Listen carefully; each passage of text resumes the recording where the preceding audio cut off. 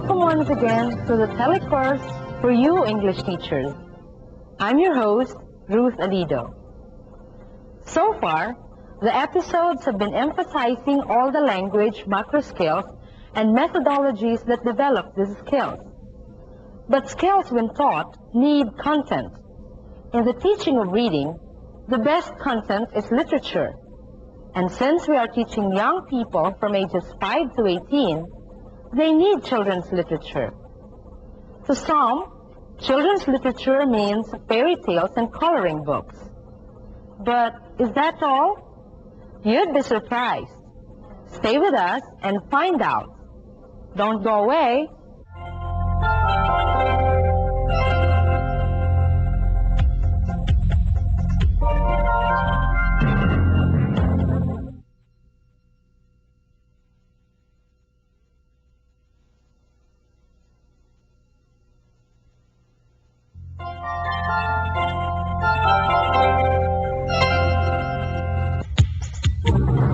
Welcome back.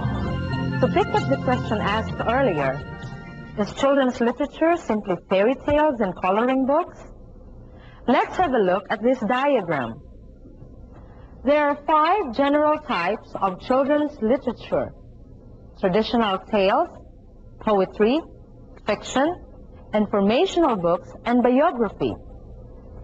Note that in this sketch, showing the umbrella-like range of children's literature, fairy tales make up only one of more than a dozen types of traditional literature for children.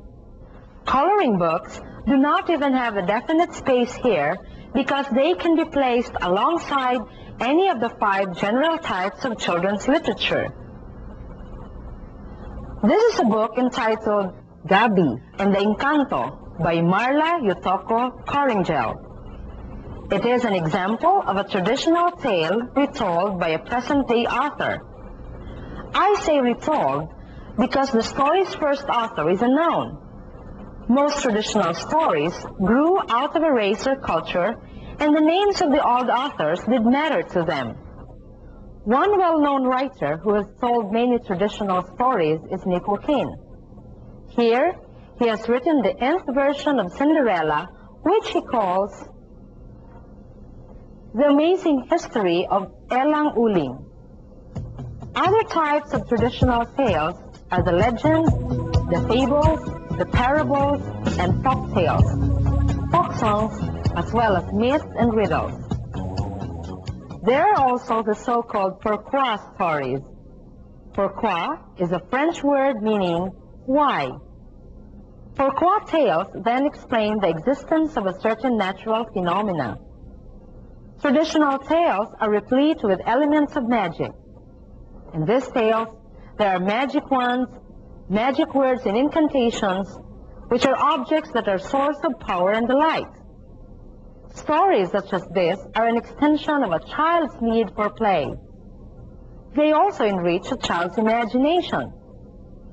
The imaginative power of childhood is basis for creativity and the beginnings of dreams of future achievement. The next general type of children's literature is poetry. As young children, our first brush with children's literature is through nursery rhymes.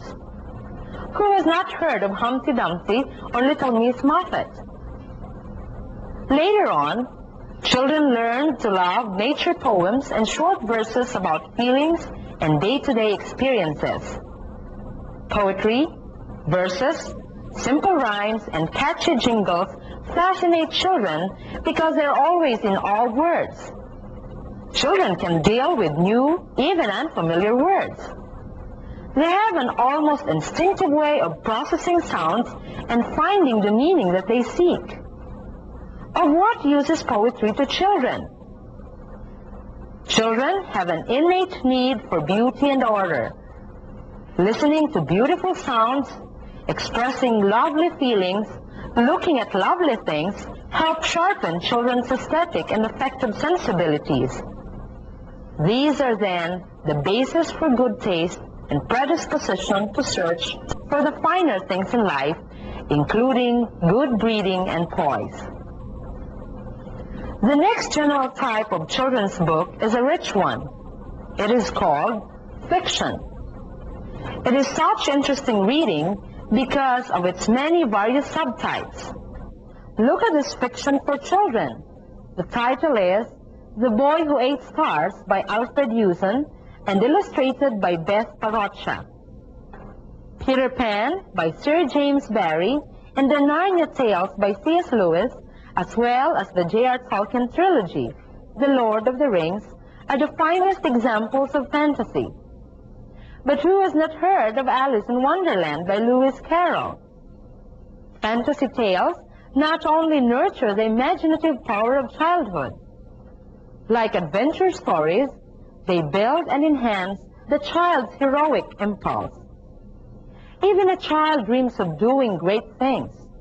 Stories of great deeds done by young people assure a child that he is just as capable of improving the world. Such stories also improve the self-concept of children who are more often than not told that they are always wrong and thus have a poor picture of themselves. Growing up stories like Ruth Krause's The Carrot Seed are about ordinary children achieving little things. Such stories also appeal to child's need to achieve and to need to belong. Stories of the disadvantaged and the disabled develop in the children a capacity for compassion and the spirit of tolerance and understanding of other people's plight. Stories of filial relationship answer their need to love and be loved. Animal stories are also a special kind of fiction. The Barn Dance. Meow! Meow! Meow! Did you hear? Cried Cat, waving his hat. There's going to be a barn dance. Roar. There is. Asked Bear. Do tell us where. Meow! In the barn. I'd like to ask is, meow, when? Moo! Not now, said Cow, adding with a smile. It's probably going to be after a while.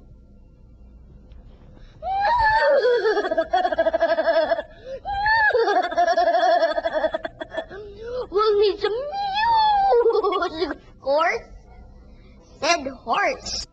There'd be nothing to that, said he, in the greatest of great good humor. It's no trouble at all to start a rumor.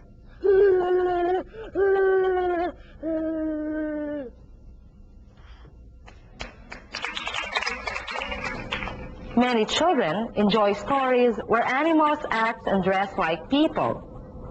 Here are Look What I Can Do, an award-winning picture book by Jose Arguego, a Filipino who is well published abroad. Frederick, by Leo Leone, is another favorite. So is the story of the gentle bull, Ferdinand, as created by Monroe Leaf. One book that combines the imaginative power of fantasy stories and the charm of animal tales is what is considered as the all-time favorite of children everywhere, Charlotte's Web by E.B. White. It is a wonderful story of friendship between the gallant spider Charlotte, who knows she's dying and is very calm about it, and the young pig Wilbur, who is scared of it. As children grow older, they are more concerned with serious topics, like the search for one's identity, as in Walk Two Moons by Sharon Creech, where the lead character tries to find meaning in her mother's death and succeeds, at the same time, to realize who she is. Other older readers find excitement in reading about the past as an historical fiction, like Kangkong 1896 by Ceres Alabado. It is a novel of the Philippine Revolution told from the point of view of a young boy. Gemma Cruz's Makisig, Boy Hero of Mactan, is set on an earlier period of our history. The next two general types of children's literature are informational. One, however, deals with facts as in concept books, content area books, and reference materials. Such books answer children's strong need to know. Books that inform, feed them with facts, and lead them towards new discoveries. Still informational, but now more focused on the life of heroes and saints, the biographical books provide children role models. Children need heroes. It is good to note that we are not in short supply of them. In the next segment, we shall see how the recent trends in reading instruction make children's literature a rich load of ideas and endless possibilities. But before that, let's pause first for a few reminders. Stay tuned.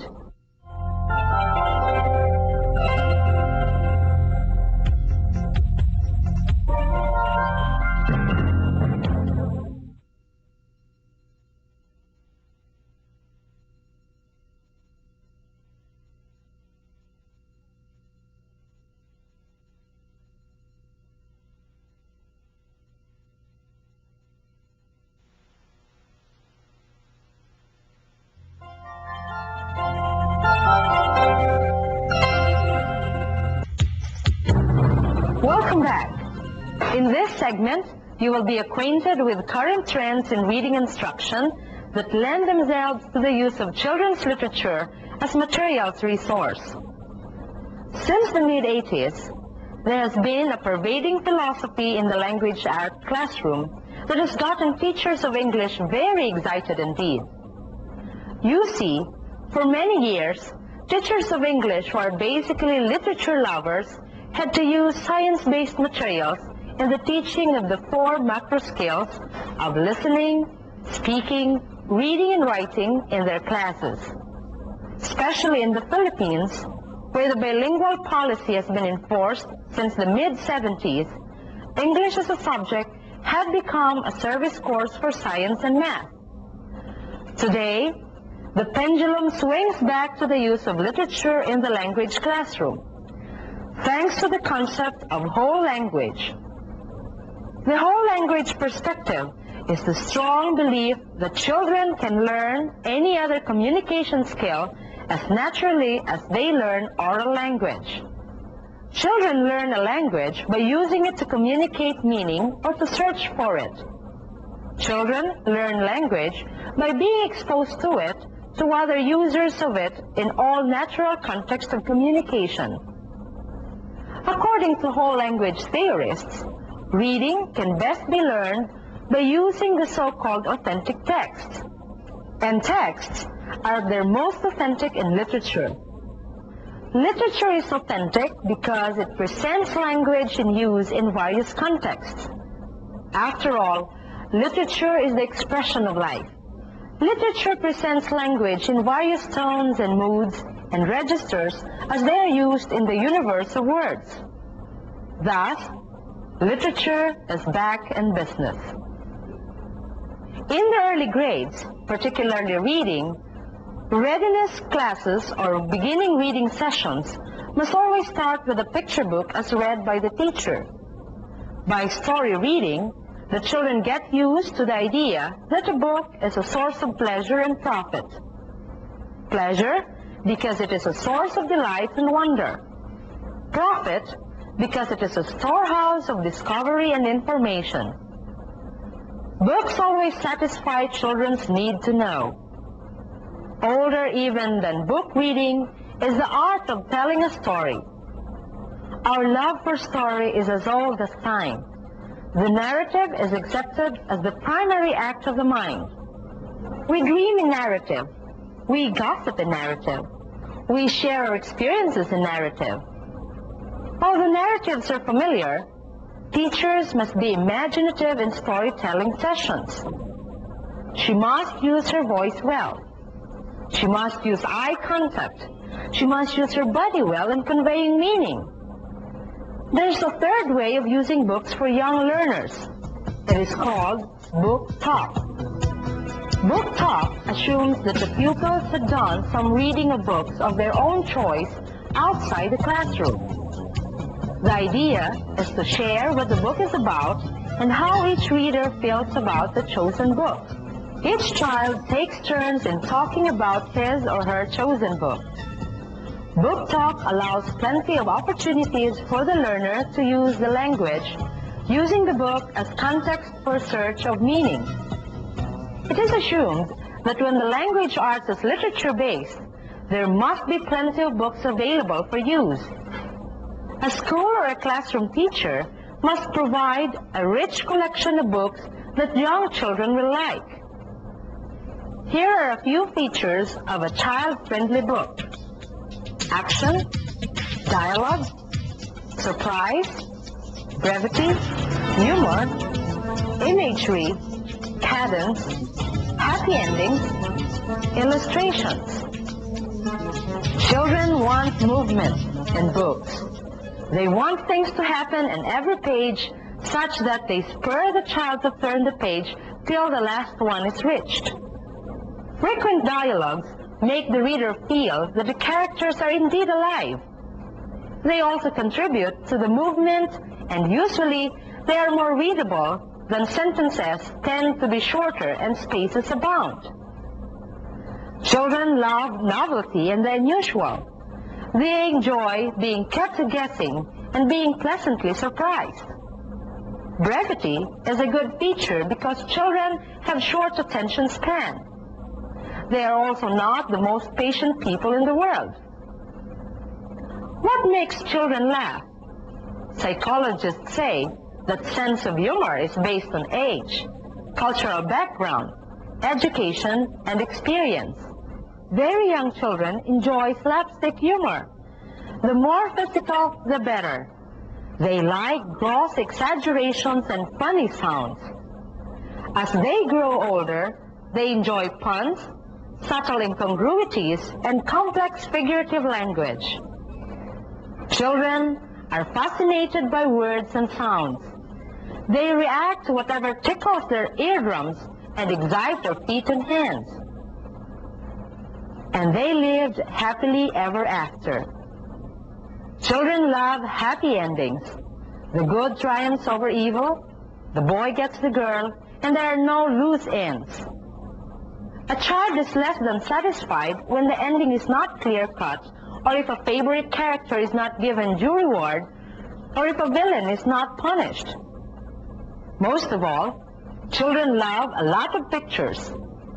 The world's most beloved illustrators for children are Maurice Sendak, Tommy DePaula, Audrey Woods, Dr. Seuss, and Arnold and Anita Lobel. There's Leo Leone, Brian Wildsmith, Tasha Tudor, and one who started it all, Randolph Caldecott. Filipinos are most proud of the one kababayan who is known all over the world, Jose Arguello and his menagerie of lovable creatures.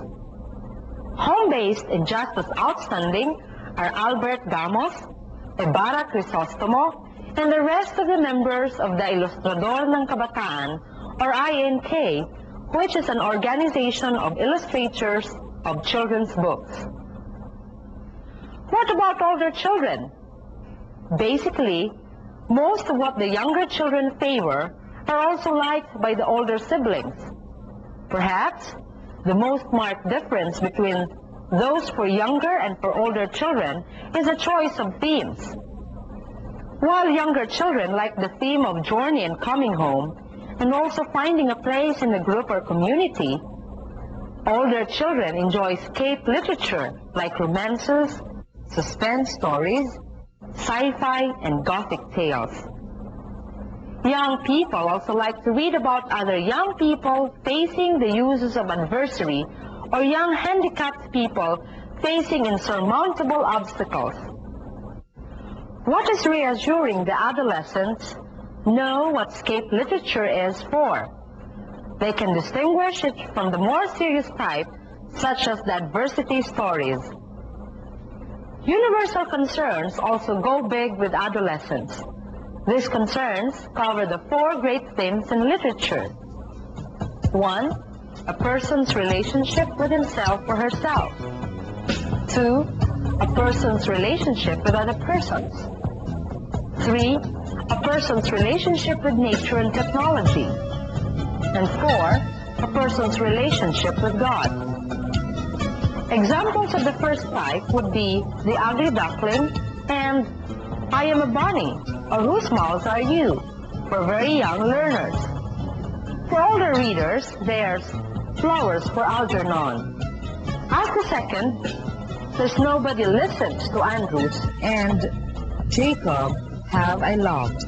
The third would have all nature poems as well as Hiroshima for children and all the romances and simplified history that are available. The inspirational books like Ozymandias' The Greatest Salesman in the World, as well as Khalil Gibran's The Prophet, and such cult books as The Little Prince and Jonathan Livingston Seagull all come under the fourth theme, which deals with what is intangible and infinite. Books for little children can also deal with the abstract and the less tangible through such books on friendship and beauty, like Miss Rumpus, The Whale Song. I'm sure you now realize that some of your favorite books are among the greatest in children's literature. In the next segment, we shall have more on what children's literature can do for your language classes. But before that, let's pause first for a few reminders. Stay tuned.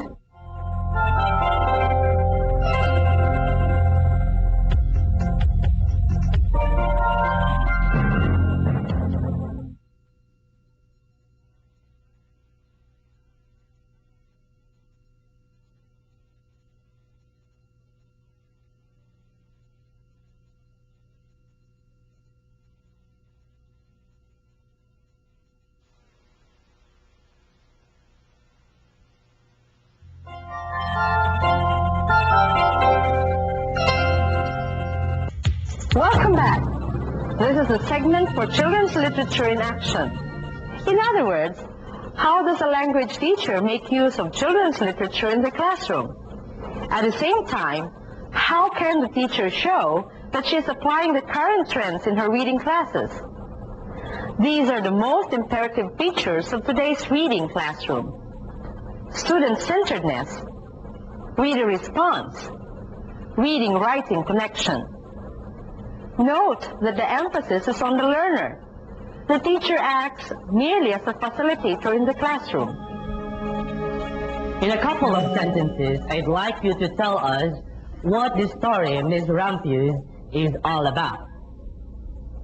Sir? Okay, the first one who raised his hand, Russell. Miss Rumpus had 3 wishes. Number 1 is to see the world, and number 2 is to live by the sea, and to make the world even more beautiful. And she did them all. Okay, that is great. Now you sit down. Class, I'd like you to tell me what your fondest wish is.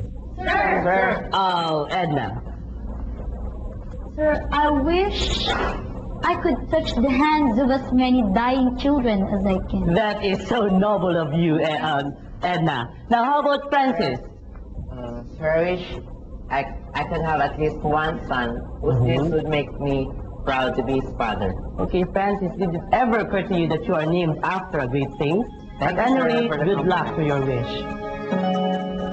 Note that the teacher and the students take close note and react actively to students' remarks. That is one way of showing learner-centeredness. What about reader response? What makes reader response different from student-centered interaction? Let's watch the rest of the class discussion of the story of Barbara Cooney's Miss Rumpus. We all know that Miss Rumpus was a simple librarian, yet she fulfilled all her wishes. How do you feel about that? Sir? Yes, Jennifer. Well, I must admit that I doubted that She actually did it, but then I remember that she remained single and that makes it more possible for her to really save up for her dreams. Good thinking. How about you, Jordash? How do you feel about Miss Ramses' kind of life? Sir, I must say, I admire her character. Okay. What she did for the world to make more beautiful was not earth-shaking. She had merely sown seeds of some wildflowers as far as her bicycle could take her, and that was amazing. Okay, now, what does that tell you about making one's wishes come true, Jordash? Sir, that an ordinary person can do extraordinary things, and it takes only a bit of creativity and imagination. Excellent.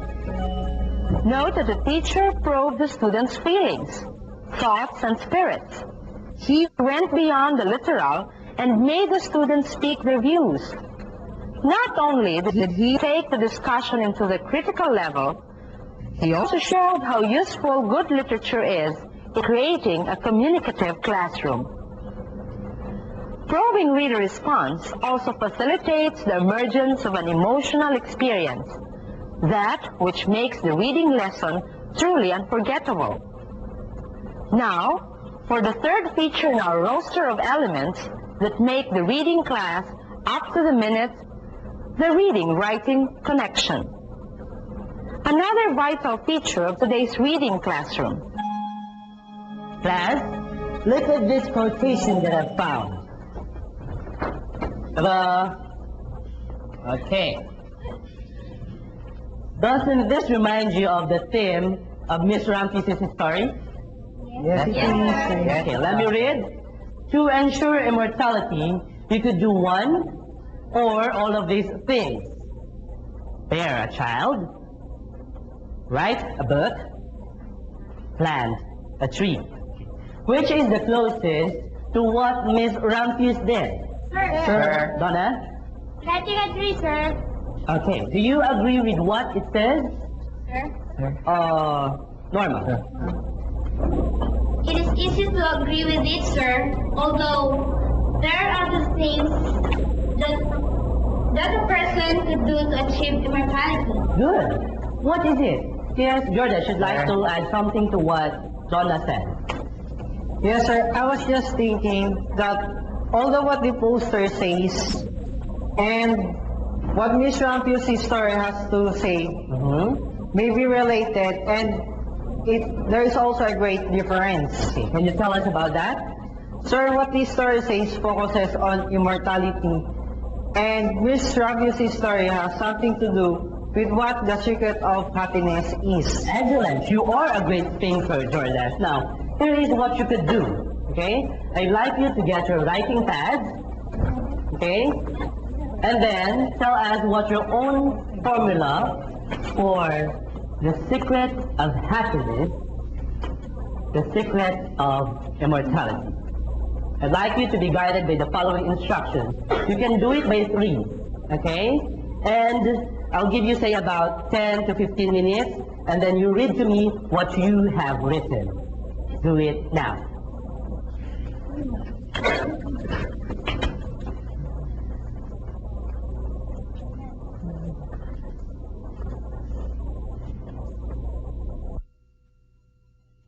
I think everyone is done. Shall we hear your masterpieces? Sir. Yes, Donna? The secret of happiness. A room of my own, the sun to wake me up in the morning, and sleeping beneath the starry sky. My, I didn't know that we had a nature poet here. What about... Sir? Yes, Francis. Secrets of immortality. To be a father of a good intention, you can read your magic.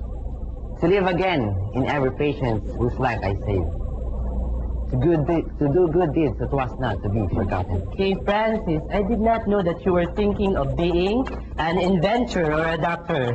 What about Louise? The secret of happiness, a clear conscience, simple dreams, and a loving friend. That is practical. If you were to trace the process of establishing the reading-writing connection, note the simple sequencing of the tasks. Pre-writing is similar to pre-reading. There's first an attempt to link the known with the unknown, or an exploration of the student's background. During writing begins even before the first word is written. As the class discusses the nuances of the topic, the students are in fact organizing their thoughts in preparation for the actual writing. Post-writing is presentation of output. No matter how brief the written finished product, it is still a concrete projection of what thoughts were elicited by a pleasurable reading act. Why should there be a reading-writing connection? Why should there be a listening-speaking connection? For each pair of macro skills, one gets to be the flip side of the other. One of each tandem is a receptive skill, listening and reading, and the other is an expressive one, speaking and writing. Both reading and writing follow the same cognitive processes, and both are concerned with the search for meaning. Both utilize the role of background experiences in arriving at meaning. Literature, especially children's literature, is an excellent takeoff point for writing.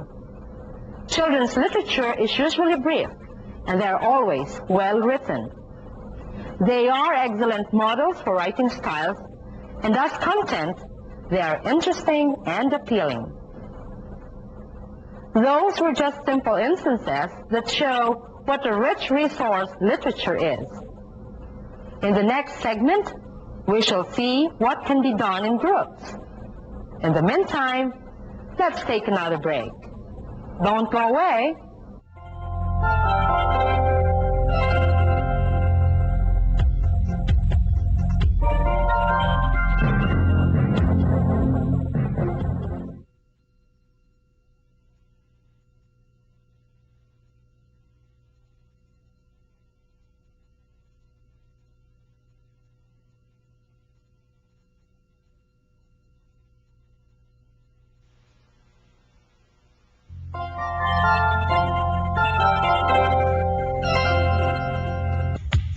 Welcome back. In the previous segment, we saw how individual activities could be created using literature as a response for reading skills development. This time, we shall see how group activities could make for an engaging reading classroom. In the earlier segment, we saw a high school class. In this segment, we will watch a class of elementary graders. The teacher is just about done reading a picture book. And it was still hot. Class, I want you to group yourselves into triads.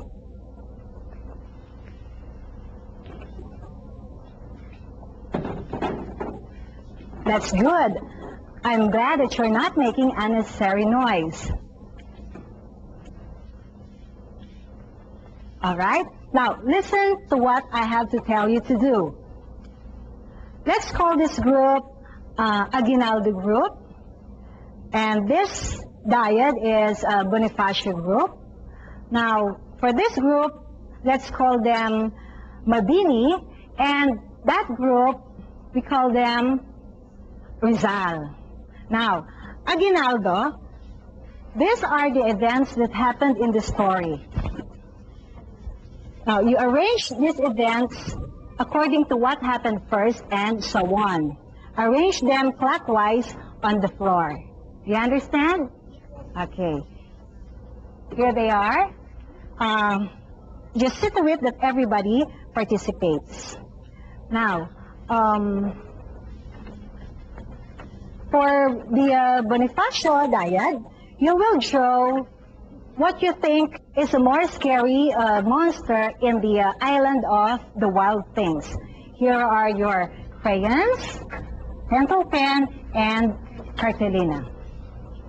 The third triad will make a list or will make a column out of these strips of paper.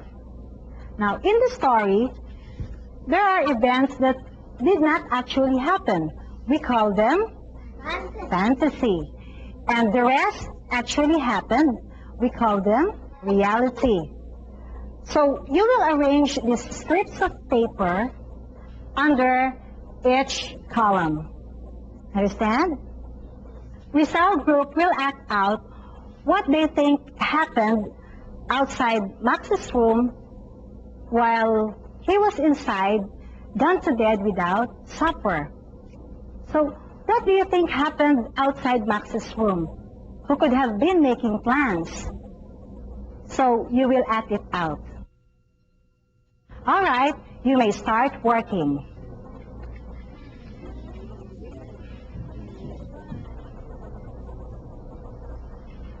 How many monsters will you draw?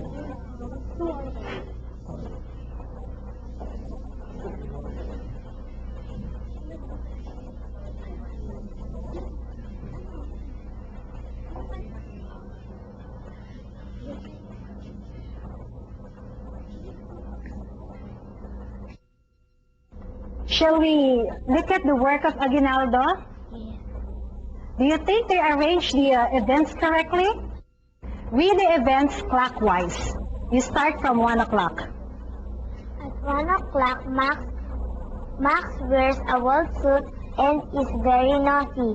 At 2 o'clock, his mother gets angry and calls him the wild thing. At 3 o'clock, Max answers back saying, "I'll eat you up." At 4 o'clock, his mother sends him to bed without supper. At 5 o'clock, while Max is inside his room, a forest grows. At 6 o'clock, the wild things make Max king of the wild things. At 7 o'clock, a boat picks him up and they go to the island of wild things. At 8 o'clock, Max enjoys himself at first, but he feels lonely for those who love him. At 9 o'clock, he says goodbye to the wild things to sail back home. At 10 o'clock, then he turns. Hot supper is waiting for him. Excellent. They arranged the events correctly. Now, let's go to Bonifacio. Let's see what they have done for us. Mom, aalisin na po. Will you show your work, Marcel? Sophie, come here. Wala, hindi. Now, don't you think the monsters look scary? Yes! All right, thank you, Bonifacio Group. What about Mabini? May we see our columns? Now, will you read the events that really happened, Grace? Mother gets angry and calls him the wild things. Max answers back, saying, "I'll eat you up." His mother sends him to bed without supper. When he returns, hot supper is waiting for him. Very good. So, the rest of the events fall under fantasy. Let's hear from Rizal now. But first, tell us what might have happened while Max was in his room. He thought that Max's mother and father started to feel sorry for him. When the room became quiet and he knew he felt asleep. That's interesting. What else did you imagine, Mary Chris? He imagined that his mother heated a bowl of soup for him. Why would she do that? Jose? We thought he was really sorry for him. Besides, he obeyed His mother? He obeyed his mother when she sent him to bed. So, do you think the mother quickly forgave Max? Yes, Mom. And so, Fatima? We imagine that the mother prepared the supper and the father brought the tray upstairs. They knew that Max would wake up in the middle of the night. Correct. So, Rizal, act it out.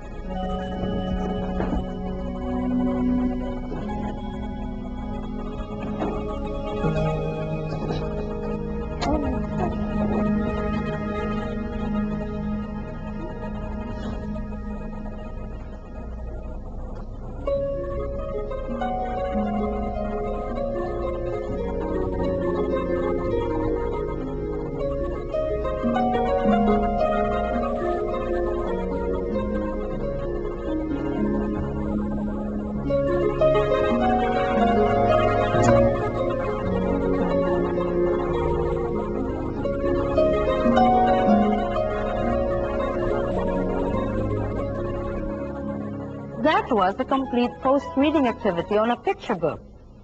If you enjoyed it, think possibilities there could be when you try them out.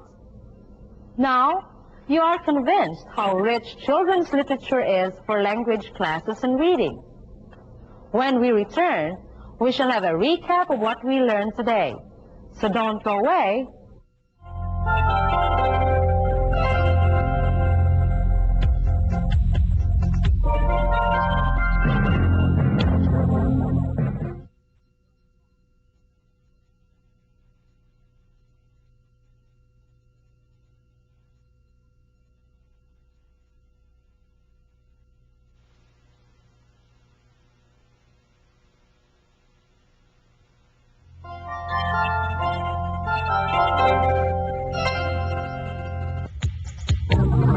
Welcome back. Now let's have a recap. This episode introduced you to the richness of children's literature as language resource for the teaching of English. You were also shown practical ways of using literature in the language classroom, like the activities via the whole language way, especially the use of engagement activities. We hope you enjoyed your session with us today. In the next episode, we shall take up integrating reading with the other skills. This is your host, Ruth Alido, saying goodbye and happy teaching.